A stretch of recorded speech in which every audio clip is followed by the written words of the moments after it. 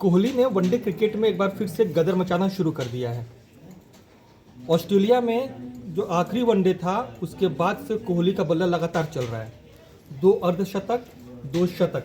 अगर आप south Africa के खिलाफ वनडे सीरीज की बात करें तो लगातार 2 सेंचुरी के बाद तीसरे वनडे में शानदार नाबाद अर्धशतकीय पारी विराट कोहली के बल्ले से निकली है।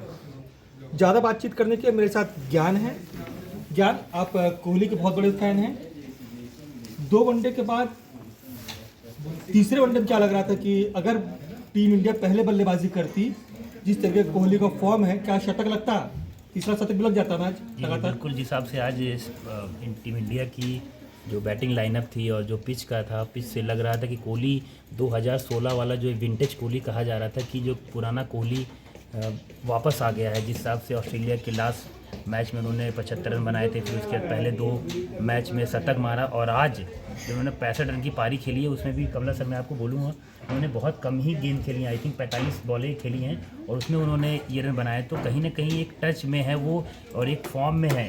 फॉर्म जो कह सकते हैं कि पुराना वाला कोहली जो हम याद करते 2016 T20 वर्ल्ड कप था या 2019 के वर्ल्ड कप में हम जब देखते थे तो वो पुराना विंटेज कोहली हम कहेंगे। कमला जी, आपने आई थिंक एक वीडियो बनाया था जिसमें कोहली साहब ने बहुत सारे अपशब्द कहे थे, लेकिन आई थिंक वो बात नहीं, बस मैंने उनकी बुराई की थी। सॉरी, मैं माफ़ी चाहूँगा अपने दर्शकों से।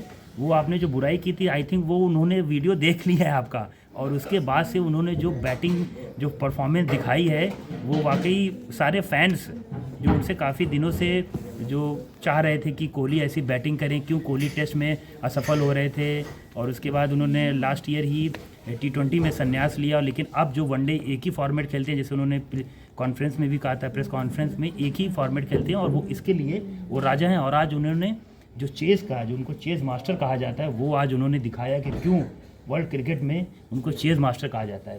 खैर, तो ये तो मतलब एक तरफा जीत थी भारत की। जी। लेकिन जिस तरह से आपने कहा कि सिर्फ 45 गेंद जी, अगर मतलब 15-20 गेंदें और खेलते और यही रन अगर 300 प्लस होता, 310 या 320, तो शायद ये सेंचुरी होता। ये जो हाफ सेंचुरी है वो सेंचुरी में कोहली कन्वर्ट कर लेते। जी। आई थिंक जायसवाल शतक मारने में थोड़ा उसके बाद थोड़ा सा धीमे पड़ गए थे, तो कोहली ने बैक टू बैक जो चौके मारे हैं लास्ट, आई थिंक जो विनिंग शॉट भी कोहली के ही बैट से निकला है। तो कोहली उस टच में थे। आई थिंक अगर 40-50 रन कुछ और बनाई होती दक्षिण अफ्रीका तो आई थिंक ये कोहली का मेरे हिसाब से 54वां शतक होता है सर। हाँ बिल्कुल। अब तक 53 हो चुका है, तो 54वां शतक हो जाता। तो अब साउथ अफ्रीका के खिलाफ वनडे सीरीज खत्म। अब कोहली ग्राउंड पे नहीं दिखेंगे कब?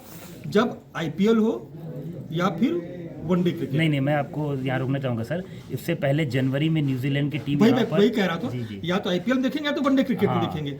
अब न्यूजीलैंड के खिलाफ जैसे आपने कहा कि जनवरी में मतलब वनडे मैचेस हैं, तो न्यूजीलैंड के जिस तरीके से गेंदबाज हैं और जो अभी फॉर्म कोहली का चल रहा है उसके हिसाब से तो कहा जा रहा है कि आई थिंक एक शतक तो मान के चलिए उनका, क्योंकि होम ग्राउंड ही टीम इंडिया होम ग्राउंड में खेलेगी। पहला मैच 11 तारीख को खेला जाएगा, 14 तारीख को खेला, फिर 18 तारीख को खेला जाएगा। तो कहीं ना कहीं होम एडवांटेज रहेगा।